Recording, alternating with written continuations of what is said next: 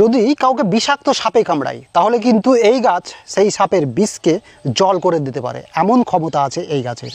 শ্বেত দ্রোণ গাছ বা দণ্ডকসু গাছ, এটাকে গ্রামের ভাষায় কিন্তু মধু গাছ বলা যায়। কারণ গাছটি একটু ভালো করে দেখে নেবেন, লম্বা লম্বা পাতা রয়েছে এবং সাদা ফুল রয়েছে এই গাছে।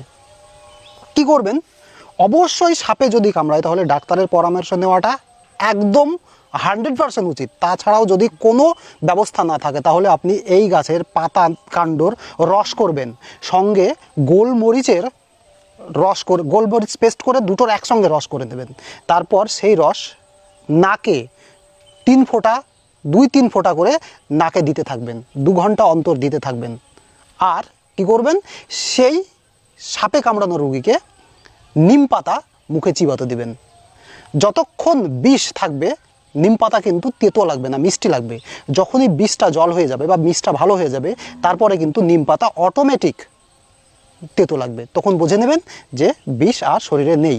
আর সেই ক্ষমতায় কিন্তু এই গাছ করতে পারে, একদম প্রমাণিত। তারপরেও বলবো আগে ডাক্তারের পরামর্শ নেবেন সাপে কামড়ালে। যদি কোনো রকম ডাক্তারি ব্যবস্থা না থাকে তখন কিন্তু আপনি এই গাছ প্রয়োগ করতে পারেন।